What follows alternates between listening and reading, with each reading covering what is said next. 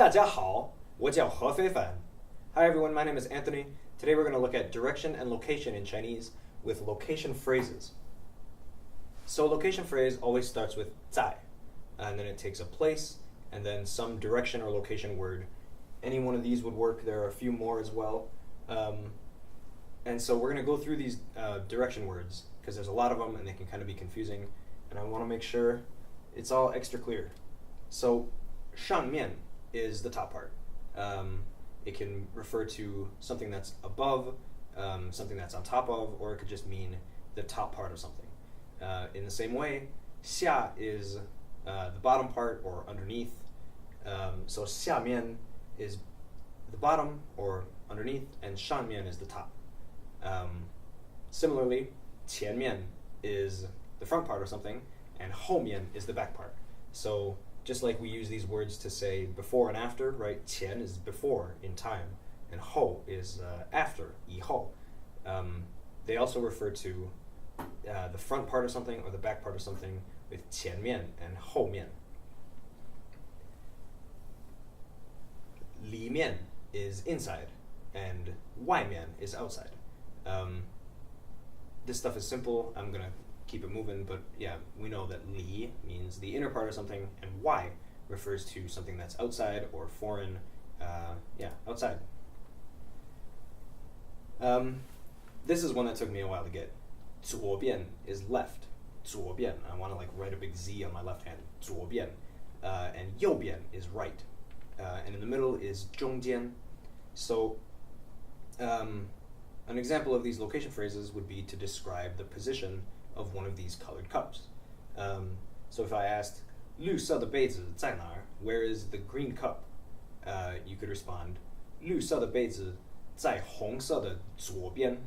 左边 is left. So, 绿色的杯子在红色的左边 is the green cup is on the left of the red cup. The cardinal directions are 东南西北, and they always say it in that order. I guess in English we sort of say north, south, east, and west, and in Chinese they always say 东南西北. So it's like they start with east and then they go clockwise. East, south, west, north. 东南西北. And then the smaller directions, inferior directions I think they're called. So like northeast, southwest, those are flipped. So it's 东北, always, it's not 北东, that's wrong. It's 东北 and 东南, and then 西北 and 西南. So just something to keep in mind with the directions. And the last location word we're going to talk about today is 旁边, next to or beside. So as a simple example, the library is next to the bank, translates to 图书馆在银行的旁边. That's that location phrase again. 在 place, 旁边. And it's worth noting, well, I think it's cool, that the 旁 in 旁边 is the same as in 字旁, the radicals in the characters that we're learning how to write. So if somebody's talking about a 人字旁, they mean this thing, like the radical that's made from the character 人. So this one is a 火字旁, a fire radical, and this one is a 石字旁, a stone radical. So there's lots and lots of these. The word in Chinese is 字旁, like character side part, and it's the same 旁 as in 旁边. All right, so let's do some examples. We're going to talk about the locations of the fruits in this picture relative to the other things in the picture. So this apple here, 苹果在篮子的外面. The apple is outside the basket. Basket is 篮子. So 苹果在篮子的外面. And then the grapes here are inside the basket. So we would say 葡萄在篮子的里面. No, 里面. Lemon up here is a 柠檬, and that's above the grapes. So we could say 柠檬在葡萄的上面. And then beside the lemon is an orange, a 橙子. So 橙子在柠檬的旁边. And then this glass of water that's holding the flowers is behind the avocado. Avocado in Chinese is a 牛油 I can't say it. 牛油果. 牛油 is butter and guo is fruit. So an avocado in Chinese is a butter fruit. And to describe where the glass is in relation to that avocado, we would say 杯子在牛油果的后面. Right? Yeah. So, please pause the video. Feel free to pause the video and try this for yourself. Try to answer this question. 碗在哪儿? The 碗 is a bowl. So pause the video right now.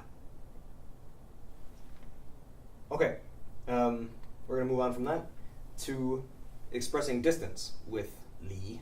And so li is part of a simple pattern that goes A, li, B, and then some distance. And this is expressing A away from B, how far. And so the distance could be a number, a literal distance. It could be some number of blocks. It could be some number of meters, miles. Or we could just use adjectives that describe distance. So for these examples, we're going to be using the words 近 and 远, meaning near and far. So 美国离中国很远. America 离 from 中国 very far, 很远. What about my house away from school? I could say 我家离学校不远. In fact, my house is very close to school, so I would say 我家离学校很近. 你家呢? 你家离学校远不远? You could also say 多远, how far. And 附近. 附近 is a word that means neighborhood. So if I want to talk about the things that are around my house, I could say 我家附近, the neighborhood by my house. So for me, 我家附近有公园，也有很多饭馆. So my neighborhood has a park and lots of restaurants. 你家附近呢? And if we want to talk about where things are on campus, we could say, like, what about the dorms and the library? 宿舍离图书馆很近. The dorms are very close to the library, right? 宿舍离图书馆很近. We could also say Curtin Hall is next to the library. So Curtin Hall 在图书馆的旁边. Curtin Hall and the library right next to each other.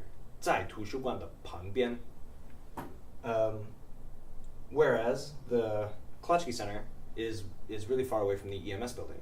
So I could say 运动中心离 EMS 很远, right?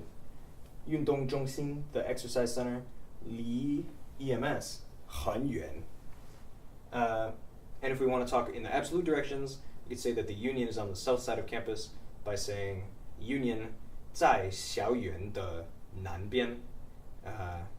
Yeah, the Union is on the south side of campus. 在校园的南边. So, to summarize, location phrase in Chinese consists of 在, and some place, and then a direction word. It's like parentheses, right? 在 introduces it, and then a direction word closes it. The only exceptions to that are things like cities or countries, really big places. So you would say 在北京, or 在美国, and you don't need to sort of close that phrase with a location word.